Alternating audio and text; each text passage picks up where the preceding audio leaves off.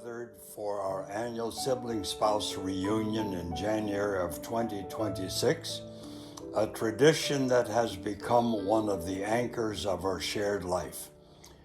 We began our 4 days together in the backyard around the memorial tree we planted after our mother's passing in April of 2021.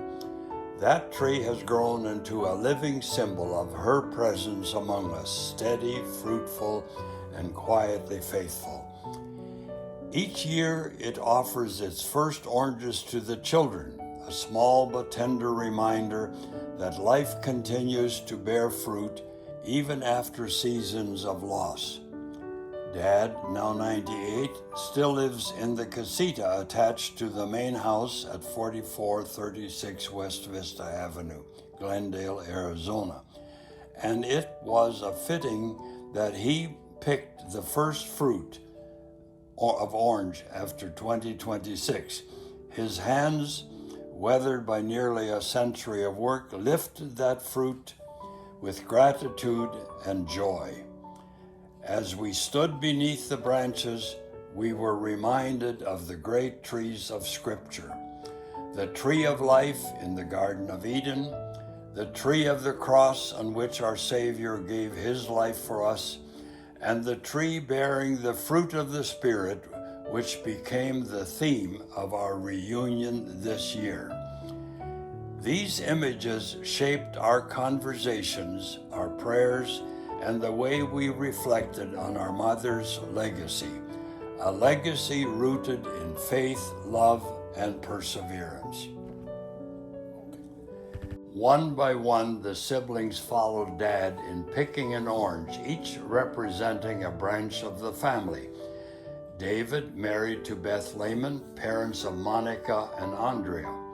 Lynn, married to Julie Martin, parents of Kelsey and Aaron.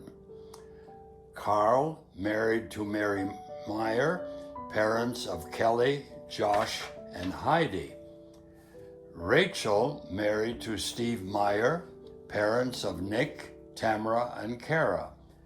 Marcia, married to Gene Nussbaum, he deceased in 2023, parents of Kendall, Kristen, and Micah.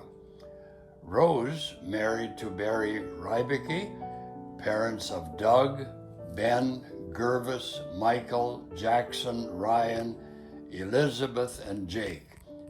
Rebecca Joy, our youngest, is the owner of the homestead to which Dad's casita is attached.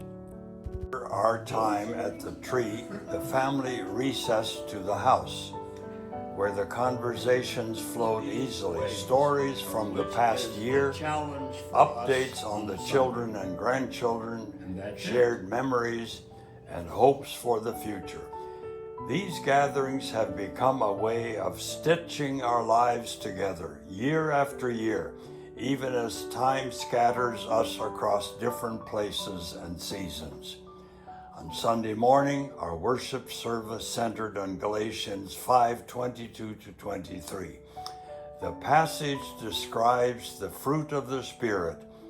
We reflected on how these qualities, love, joy, peace, patience, kindness, goodness, faithfulness, gentleness, and self-control, had shaped our mother's life and continue to shape ours today. It was a fitting close to a weekend marked by gratitude, remembrance, and renewed commitment to walk in the Spirit as a family.